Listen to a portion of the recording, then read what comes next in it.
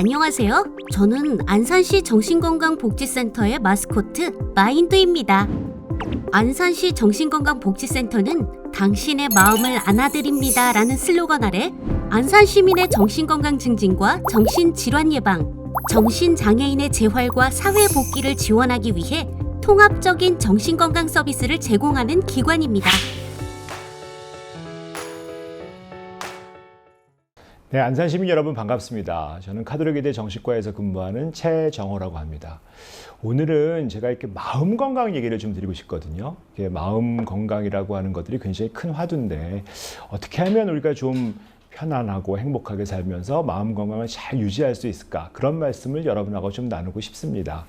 실제로 마음 건강이라고 하려면 우선 건강이 뭔지를 알아야 되잖아요. 많은 분들이 다 건강하고 싶어 하는데 정말 건강의 의미를 잘 알지 못하시는 분들이 많습니다.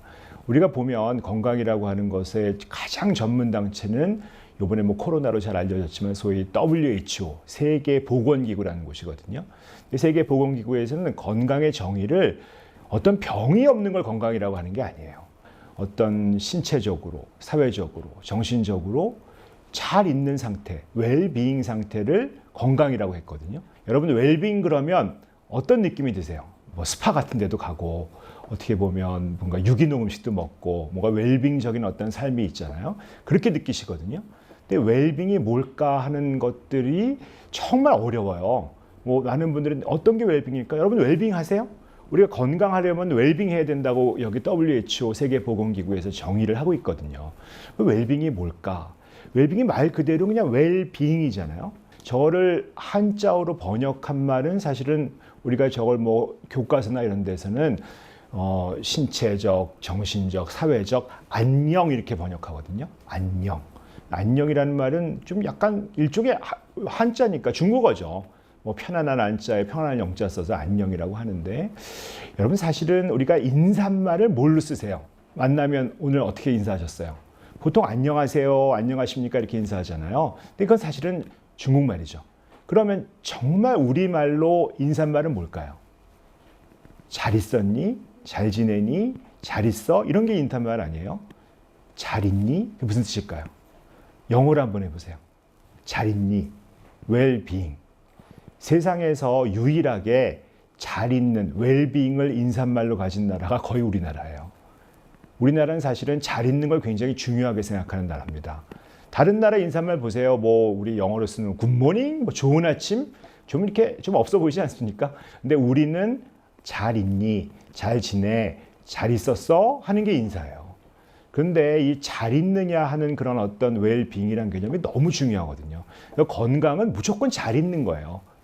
근데 우리가 마음 건강이라고 하는 어떤 정신 건강 자체도 사실은 그 정의를 가만히 보면 그 웰빙이란 말이 들어가 있어요. 역량을 잘 실현하고 스트레스에 대처하고 생산적으로 일하고 기여하는 그런 지역사회에 기여하는 그런 웰빙 상태를 정신건강이라고 하고 마음 건강이라고 하거든요. 이게 무슨 얘기냐면 마음 건강이라고 하는 거는 그냥 자기가 스트레스 잘 관리하면서 자기의 어떤 가진 자원을 잘 발휘하고 그다음에 내가 할 수 있는 일을 하면서 지역사회에 기여하면서 살아가는 웰빙 상태라는 거죠. 근데 이 문제는 웰빙 한다는 게 그렇게 녹록한 일은 아니에요. 누구나 잘 있고 싶어 하죠. 그러니까 우리가 건강하려면 어떻게 될까? 무조건 잘 있어야 되는 거예요. 근데 잘 있으려면 진짜 웰빙 하려면 우선 전제 조건이 필요합니다. 웰빙 하려면 어떻게 될까요? 어떻게 하실 것 같으세요? 웰빙 하려면 우선 웰빙 단어를 그대로 보면 되죠. 웰빙 하기 위해서 뭘 해야 될까요? 웰빙은 뭘까요? 잘 있는 거잖아요. 그러려면 웰빙 하기 전에 being 해야 돼요. 있어야 되죠. 있어야 잘 있을 거 아니에요. 있는 것부터 먼저 생각을 해야죠. 저는 이거 있다는 게 너무 중요하다는 것을 깨우쳤어요. 우리 안산 시민뿐만 아니라 대한민국 국민이 너무 잘 아는 일 때문에. 어떤 걸까요? 우리 벌써 8년이 넘었잖아요. 2014년도에 우리 아이들이 그 세월호 참사 때 사실 우리한테 제일 중요한 거는 being이었던 거예요.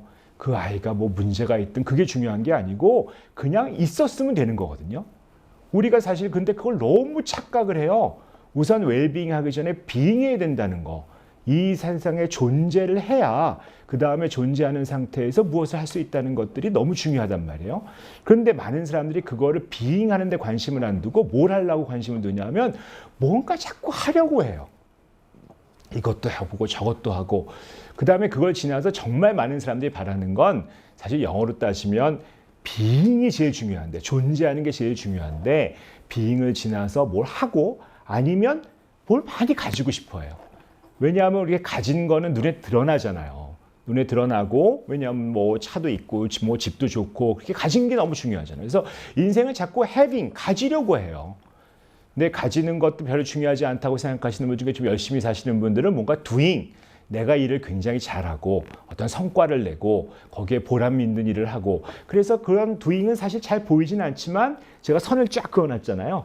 위에서 어떤 doing 하는 거, 제 일 열심히 해 하는 게 좀 보이기도 하고 having은 확실히 보이죠. 뭘 입고 다니나 뭐 타고 다니나 하는 것 때문에 보이긴 하지만 사실은 우리가 중요하게 생각하는 거는 having도 아니고 doing도 아니고 사실 being이에요. 건강이 well having 이런 말 없거든요. 뭘 행복하게 잘 사는 걸 가지고 well doing 한다 이런 말 없어요. 우리는 well being 하게 되는 거예요. 그래서 well being이 우리의 가장 핵심적인 존재의 가치고 그것이 의미인데 많은 분들이 나의 인생을 뭔가 하려고 계속 하려고 뭔가 가지려고 쓰면서 힘들어지고 어려워지고 있는 거거든요. 그래서 우리가 보면 가장 비잉을 어떻게 할 것인가를 가지고 이야기를 나눠야 될 것 같아요. 지금 그 그래프가 보이시죠? 이 그래프를 보이면 이거 제가 제일 좋아하는 그래프 중에 하나인데 그 X축, 밑에 축을 보면 삶의 만족도예요. 그러니까 오른쪽으로 갈수록 삶의 만족도가 높은 거죠. 그다음에 Y축, 이 Y축 위에 세로축은 보면 자살률이에요. 올라갈수록 자살을 많이 하는 거죠. 그러면 이게 지금 점점 찍혀 있는데 그 점들이 나라의 어떤 이름들이에요. 여러분 한번 보세요. 이거 보시면 이게 나라가 어떤 나라가 좋은 걸까요? 삶의 만족도는 높고 오른쪽으로 가고 삶의 만족도는 높으면서 위쪽 그다음에 이 자살은 높은 거니까 자살이 낮은 나라. 그러니까 삶은 되게 만족하면서 자살이 적은 나라들이 좋은 나라들이죠. 뭐 여기 그래프에서 보시면 뭐 네덜란드, 덴마크, 노르웨이 보통 그런 나라들이에요. 우리가 여행 가고 싶어 하는 나라, 보통 행복하다고 하는 나라. 자살은 적게 하는데 삶의 만족도는 낮은 뭐 높은 나라. 그런 나라들이 보통 우리가 행복한 나라, 뭐 유엔에서 행복 지수 같은 거 재면은 굉장히 높게 나오는 그런 나라들이라고 할 수 있죠. 뭐 저기 보면은 이제 삶의 만족도는 별로 높지 않은데도 불구하고 자살을 적게 하는 나라 있어요. 뭐 스페인, ESP가 에스파냐, 스페인이죠. 이탈리아, 그리스, 멕시코 이런 나라들이죠. 이런 나라들은 삶의 만족도는 좀 꿍시렁꿍시렁 거리는데 자살은 안 해. 기본적으로 이 카톨릭 국가 이런 나라가 많고 그런 경우에는 자살은 적게 하지만 만족도는 그렇게 낮진 않지만 만족도가 그렇게 높진 않아요. 그런데 자살은 확실히 적게 해. 어쨌든 그런 나라들, 네덜란드, 덴마크, 스페인, 이탈리아 이런 나라들이 보통 좋은 나라들이거든요. 우리가 살기 좋다고 하는 나라들인데 여기서 완전 반대 방향의 나라가 있어요. 어떤 나라일까요? 삶의 만족도는 엄청 낮아요. 엄청 낮은데 자살은 되게 많이 해. 이 그래프를 따지면 왼쪽 위에 있는 나라들이죠. 나라가 딱 두 개밖에 없어요. 여러분 다 눈치채셨죠? KOR, JPN. 어떤 나라들일까요? 근데 거기서 참 우리가 고무적이라고 하나? 해야 될 일이 뭘까? 우리가 일본하고 혹시 방송 보시는 분도 일본 분 많이 계시겠지만 일본은 좀 이기고 싶지 않으세요? 뭐 축구도 이기고 야구도 이기고 싶고 뭐 요새 경제도 이기고 싶지 않으세요? 자, 안타깝게도 이거 안타깝죠. 이겼잖아요, 일본을. 우리가 일본보다 자살을 많이 해요. 이겼어요. 근데 좋아요, 그게? 일본보다 삶의 만족도가 낮아요. 그런데 사실 우리가 일본보다 어떻게 보면 저 그래프로 따지면 더 불행한 나라가 된 거죠. 우리가 할 일은 사실은 이 한국이 굉장히 자살도 많이 하고 삶의 만족도가 낮은데 그거를 자살을 좀 적게 하고 삶의 만족도를 높이고 하는 쪽으로 변화가 돼야 되는 것들이 우리 시대에 할 일이거든요. 제가 청년 때만 해도 제가 처음에 정신과 의사를 시작했을 때만 해도 한국이 일본 자살보다 훨씬 적게 했거든요. 근데 사실 저희 기성세대 저희가 살아오면서 뭐 소위 586이니 뭐 지금 한 60대 되는 사람들이 뭐 경제 발전 위해서 열심히 일을 했긴 했지만 경제적으로는 잘 살게 되었는데 사실은 정신적으로 굉장히 피폐해지고 삶의 만족도는 오히려 떨어진 거죠. 나라는 부자가 되었는데 사람들이 사는 것들은 더 힘들어진 것들이 사실 우리 세대의 가장 큰 잘못이라고 생각합니다. 그래서 우리는 어떻게 될까? 이제는 나라가 잘 살고 경제적으로 돈을 많이 가지는 having 하는데 뭔가 doing 하는데 우리 인생을 썼었다면 그것 때문에 우리가 불행해질 수 있었다라는 걸 생각하시고 마음 건강을 잘 찾는 일, 다시 얘기하면 잘 비행하는 일을 찾아야 되는 것들이 우리가 할 일이라고 봅니다. 그래서 저는 요 얘기를 되게 좋아하는데 어떤 철학자들께서 하신 말씀인데 왜 사세요? 하는 질문이 있잖아요. 그때 뭐라고 대답하세요? 일하려고 삽니까? 먹기 위해 삽니까? 여러 가지 답이 있을 수 있지만 사실은 사는 이유를 가장 멋있게 대답할 수 있는 철학자적인 말은 왜 사냐 하고 물어볼 때 잘 살기 위해서 산다 이렇게 하시면 되게 좋아요. 잘 산다는 게 그거잖아요. 웰빙하기 위해서 내가 산다라는 것이고 사실 우리가 하는 모든 일들이요. 심지어 지금 이 유튜브 방송 보고 계시잖아요. 이것도 왜 보실까요? 딱 이유는 한 가지밖에 없어요. 잘 살기 위해서 보시는 거예요. 우리가 하는 모든 일이 잘 살기 위한, 다시 말하면 삶의 질과 양을 늘리기 위한 일만 하세요. 지금부터 딱 결정하세요. 지금부터 내가 하는 일은 삶의 질을 좋게 만든다. 아니면 삶의 양을 길게 만든다. 크게 만든다 하는 것들 아닌 일들은 별로 중요한 일들이 아니에요. 왜냐하면 우리는 잘 살라고 태어난 거거든요. 우리의 목표는 잘 사는 것이고 건강한 것이고 마음 건강도 결국은 잘 지내기 위한 거란 말이에요.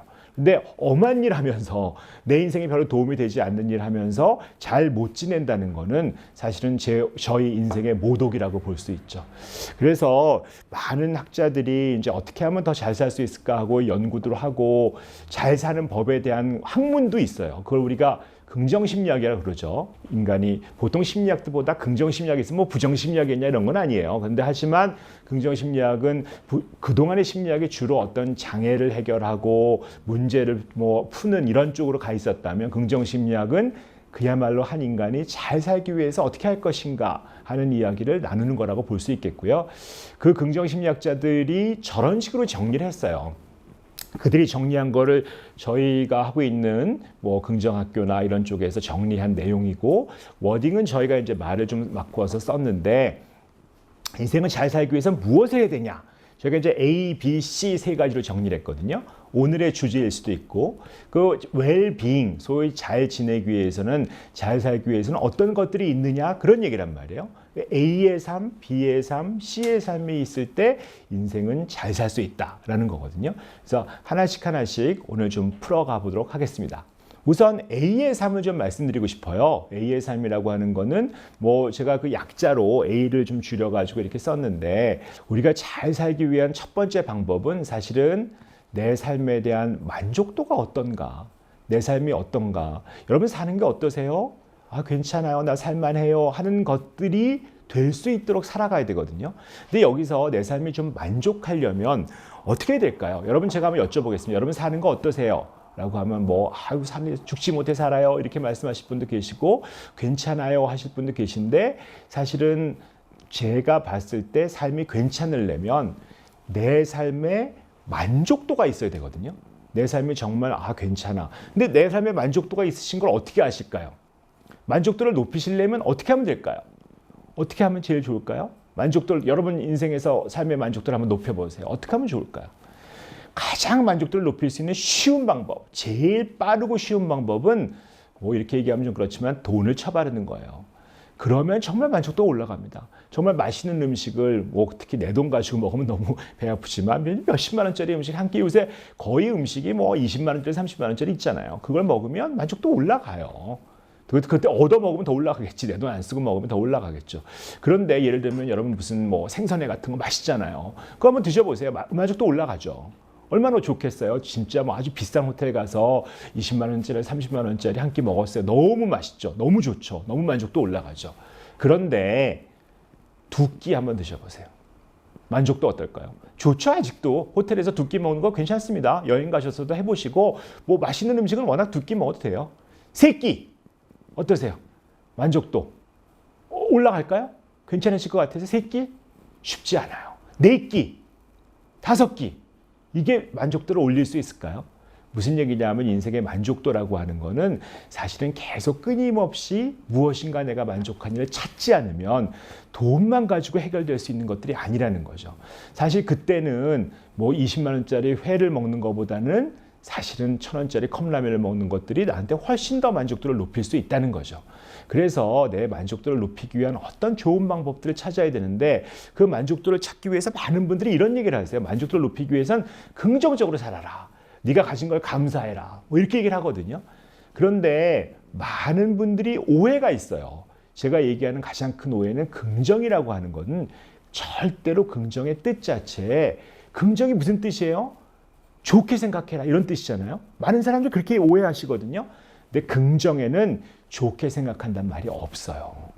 긍정이란 뜻은 내가 처해져 있는 상황, 어떤 사물, 이 모든 것들을 있는 그대로 인정하라. 인정한다는 뜻이에요. 그렇다고 승인하고 받아들이고 옳다라고 하는 거예요. 우리 아이가 좀 힘들어요. 상담하러 갔더니 아이를 긍정적으로 대하세요 라고 얘기했어요. 그러면 우리가 그 무슨 얘기일까요? 아이에 대해서 긍정적으로 생각해 줘라 이런 뜻일까요? 그게 긍정적으로 본다는 것들이 앞으로 애가 잘 될 거라고 좋게 생각한다는 뜻일까요? 그게 아니라 아이가 문제가 많다고 인정하기 시작해라. 승인하기 시작해라 그런 거죠. 여러분 인생이 꿀꿀하시죠? 힘드시죠? 그럴 때는 내 인생이 꿀꿀하고 힘들다고 인정하는 것부터 시작을 하란 얘기거든요. 그래서 그게 무슨 얘기냐면 내가 지금 힘들고 어렵고 지금 내 상황이 그렇잖아요. 다 그럴 만한 이유가 있었던 거예요. 내가 지금 뭔가 옛날에 선택했던 게 잘못됐다고 생각하고 그것 때문에 후회하고 계시잖아요. 사실은 그때는 그렇게 선택할 수밖에 없었던 이유가 있었던 거거든요. 그러니까 있던 거를 그대로 인정하고 받아들이고 찾아내면서 내가 이런 인정한 상태 속에서 지금 있는 내 삶 속에서 그래도 내 삶이 괜찮다고 인정하고 내 삶에서 괜찮은 걸 찾아내는 것들이 나의 만족도를 높이는 길이거든요. 여러분 인생에서 제가 봤을 때 좀 힘들어 하시는 분들이 있거든요. 우울증 있고 어려워하시고 하시는 분들을 가만히 보니까요. 저는 원래 감정 연구를 주로 하는 사람입니다. 감정 연구를 주로 하다 보면 제가 이렇게 모호한 얼굴 표정을 보여드려요. 저희가 만든 이런 어떤 얼굴 연구 패러다임인데 표정.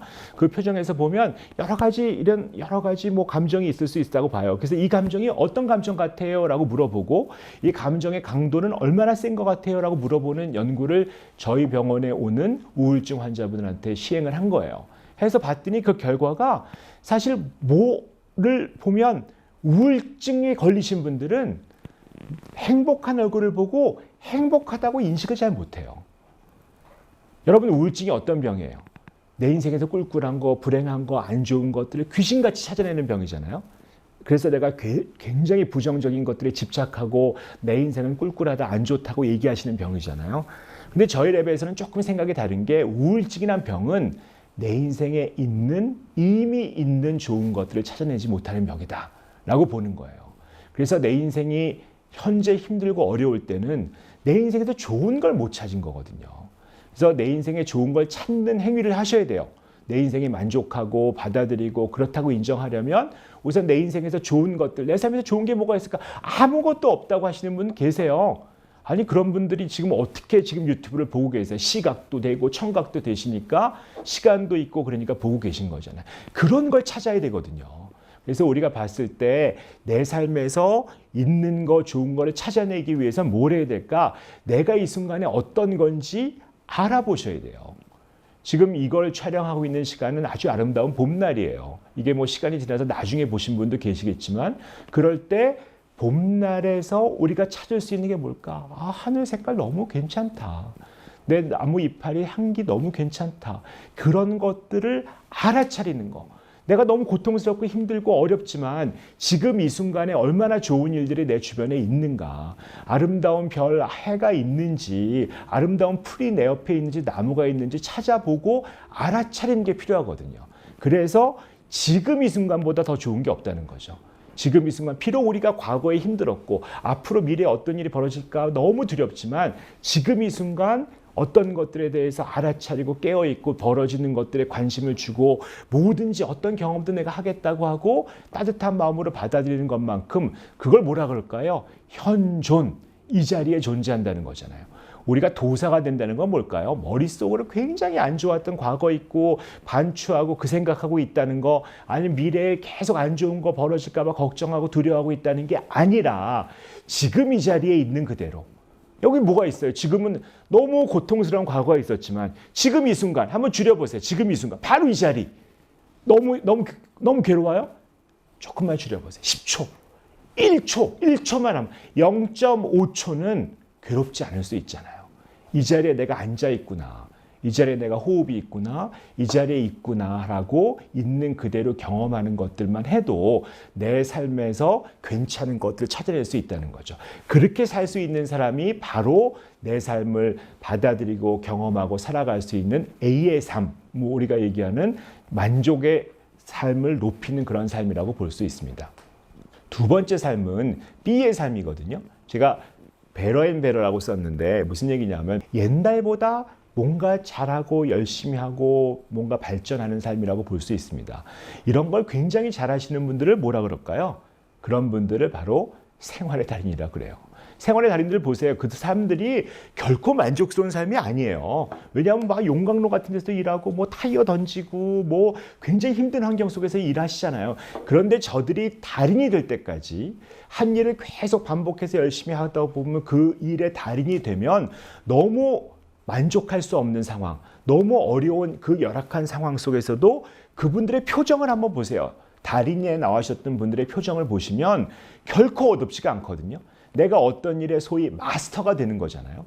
마스터가 됐다는 것은 그 안에서 그만큼 시간을 보내고 몰입할 수가 있다는 거예요.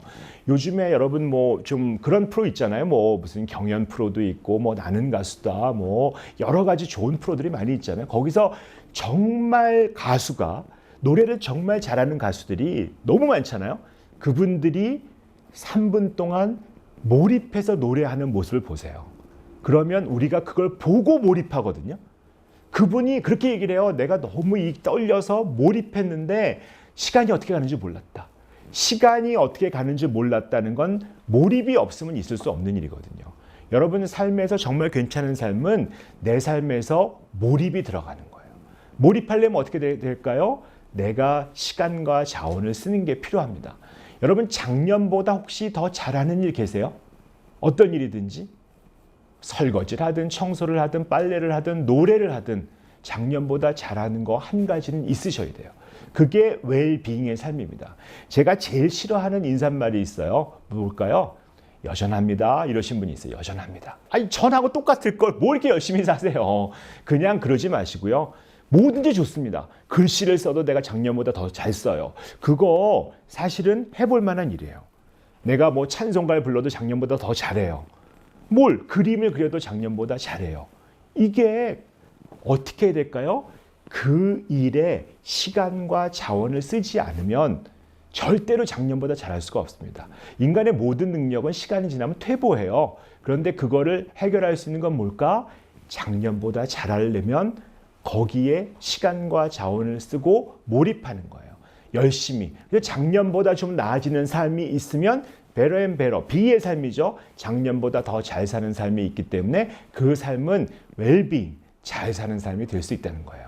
사실은 오늘의 주제이기도 하고요. 제일 중요한 거라고도 볼 수 있습니다. 우리가 살면서 힘들고 어려울 때 어떻게 살 것인가 하는 것들 중에서 세 번째 삶인데요.